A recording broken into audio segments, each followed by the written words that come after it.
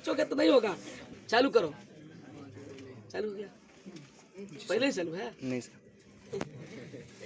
बहुपद का मान देखिए, हम लोग क्लास 10 में अभी बात कर रहे हैं बच्चों बहुपद में। आज हमारा दूसरा मतलब ये वीडियो है या दूसरा क्लास कह सकते हैं, इस पे है बहुपद का मान। पिछले क्लास में हमने बहुपद की परिभाषा को सुना था। बहुपद की परिभाषा बताए थे ना? क्या बताए थे बहुपद की परिभाषा के बारे में? मैंने बताया था कि एक से किसी भी चर को अगर विभिन्न घातों के रूप में प्लस या माइनस चिन्ह के द्वारा आप जब जोड़ते हैं, मतलब बीजीय व्यंजक जो बनाते हैं, है ना, वो उसी को हम क्या कहते हैं? बहुपद कहते हैं। लेकिन यहाँ पर क्या होता है कि उसके घात को नॉन निगेटिव इंटीजर लेते हैं, माने कि और ऋणात्मक पूर्णांक लेते हैं। कभी भी ऋणात्मक पूर्णांक नहीं होना चाहिए। कोई भी बीजीय व्यंजक जिसका जो विभिन्न प्रकार के घातों से सजा होगा और उसके वो x के रूप में हो या y के रूप में हो या z के रूप में हो और उसका घात जो है वो अऋणात्मक पूर्णांक होगा, तो उस समूह को हम क्या कहेंगे? बहुपद कहते हैं। आ रहा बात समझ में? और बहुपद में ही हम आज दूसरे क्लास में बात कर रहे हैं कि बहुपद का मान क्या होता है। तो बहुपद के मान कैसे निकालते हैं बच्चों? तो जैसे कोई बहुपद हमें दे दिया गया x square plus 2x plus 1, है ना, px से इसको दिखाएंगे। अगर y square plus 2y plus 1 होता तो यहाँ py लिख देते हैं। अरे बस समझ में? px लिखने का मतलब कि x चर के रूप में ये बहुपद है, समझ रहा है? y लिख देंगे तो y square plus 2y plus 1 लिख देंगे, मतलब y के चर के रूप में हो जाएगा। तो जब ये बोल रहा है कि इसमें है तो आप p3 निकालिए। p3 मैंने बहुपद के मान, तो x के जगह पर क्या लिखना है? 3 लिख देंगे। तो 3 का स्क्वायर प्लस 2 इंटू 3 प्लस 1, तो 9 6 1 9 6 15 16, तो बहुपद के मान निकल गया 16। आ रहा है बात समझ में? फिर है बहुपद का शून्यक, यही इसमें इम्पोर्टेंट है इस पार्ट में, जीरो ऑफ पोलिनोमियल। तो ये हम लोग पोलिनोमियल्स में हम बात कर रहे हैं कि जीरो माने मूल कैसे निकलता है या शून्य कैसे निकलता है। तो पहले रैखिक बहुपद के लिए निकाल रहे हैं। किसके लिए निकाल रहे हैं? रैखिक बहुपद के लिए निकाल रहे हैं। पहला में हम लोग जो बात कर रहे हैं वो रैखिक बहुपद के लिए बात कर रहे हैं। रैखिक किसको कहते हैं? जिसमें एक घात है। x प्लस बी बराबर 0, यहाँ x का एक घात है, a और b वास्तविक संख्या है। मैंने बताया था पिछले वीडियो में x का घात कोफिशिएंट को 0 नहीं होना चाहिए। तो अब कह रहा है कि अब यहाँ पर अगर आपको शून्यक निकालना होगा तो कैसे निकालिएगा? तो शून्यक निकालने के लिए अगर मान लिए कि इसका शून्यक h है, मान लिया क्या शून्यक है? h, माना कि शून्यक h है। अगर x प्लस बी का आपको शून्यक निकालना है तो आप क्या करेंगे? x प्लस बी का शून्यक निकालना है तो आप क्या करेंगे?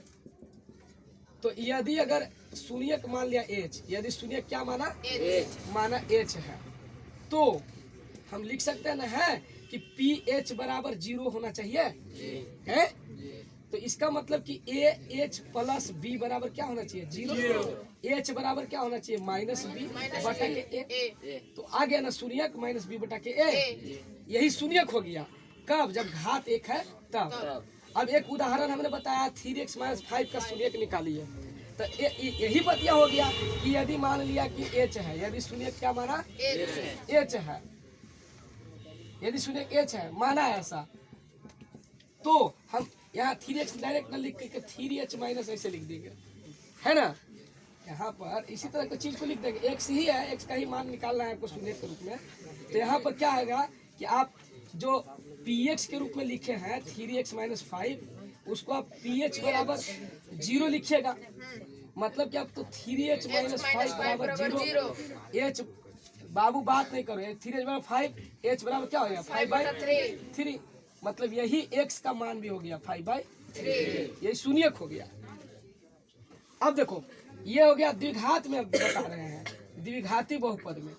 द्विघाती बहुपद में कैसे निकालेंगे उसका व्यापक रूप में बता दिया है। x मतलब b प्लस c बराबर 0 होता है। शॉर्ट में पहले भी समझ लो कि इसका फॉर्म ऐसे रहता है, जब जो कि दो घात है इसलिए शून्यक इसका क्या होगा? 2 होगा। तो अल्फा बीटा 2 शून्यक है, तो a square into x square plus alpha plus beta into x plus alpha into beta के फॉर्म में ये रहता है। समझ रहा है? जहाँ अल्फा बीटा क्या है? शून्यक है।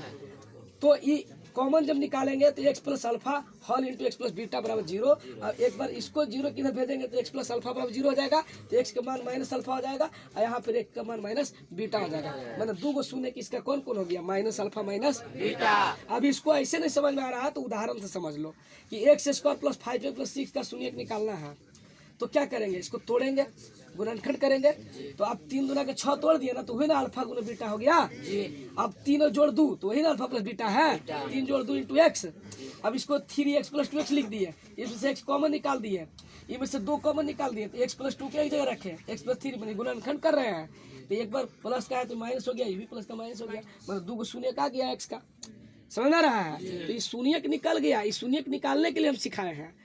आ रहा बात समझ में? अब इधर दिखाओ शून्य को, अभी देख बहुत इंपॉर्टेंट बात बता रहा हूँ, शून्य बहुपदों के शून्यकों और गुणांकों के बीच संबंध। तो अब हम लोग शून्य जब निकालेंगे तो गुणांक के साथ कैसे संबंध निकालेंगे। तो पहले हम रैखिक बहुपद के लिए बता रहे हैं। तो रैखिक बहुपद में px बराबर x प्लस बी इसका व्यापक रूप है, और शून्य का अगर h है तो ph बराबर 0 और h प्लस बी बराबर 0, तो h बराबर क्या होगा माइनस बी बाई ए, ये हो गया शून्य। अब देखो शून्य को हम लिख सकते हैं, ये देखिए ये अचर पद होता है, बी इधर अचर पद है तो इसको लिखेंगे माइनस, चूंकि आया है तो माइनस अचर पद बटा में ये किसका गुणांक है, एक्स का गुणांक, बस ऐसे लिख देंगे बस हो गया। अब उदाहरण से समझो एक आध को, जैसे 2x माइनस 3 है px बराबर, अब कहा कि शून्य ज्ञात करें तथा शून्य एवं गुणांक के बीच संबंध दिखाएं या सत्यापित करें या स्थापित करें, ऐसा कहेगा। पीछे लड़की यहाँ देखो, उधर खेलो मत। तो 2x माइनस 3 का शून्य कैसे, यदि मान लिया h है तो x जगह पर h ले लिया, तो 2h माइनस 3 बराबर 0, तो 2h बराबर 3, h बराबर 3/2, यही शून्य हो गया, यही x का ही मान भी वही हो गया। समझ रहा है? तो शून्य के रूप में आप लिख रहे हैं इसलिए h लिख दिए हैं, तो शून्य हो गया ये 3/2। अब शून्य जब 3/2 हो गया तो शून्य के बराबर अब 3 देख रहे हैं, तो 3 आपका क्या है, आप इसको माइनस 3 लिख सकते हैं जी। तो माइनस बाहरी कर दिए, अब अचर पद पूरा -3 है तो अचर पद लिख दिए, अब बटा में 2 है तो 2x का गुणांक है तो x का गुणांक लिख दिए। समझ में रहा है जी? तो इस तरह से हमको क्या हो गया, रैखिक बहुपद में हमने निकाल के दिखा दिया कि बहुपदों के मतलब कैसे हम शून्य निकाल रहे हैं और गुणांक स्थापित कर रहे हैं। अब हम लोग द्विघात बहुपद में समझेंगे कि उसका शून्य निकालेंगे और शून्यकों और गुणांकों के बीच में संबंध स्थापित करेंगे, जो मैट्रिक बोर्ड में हमेशा पूछता रहता है, वही अभी बताने वाले हैं। रोक दीजिए।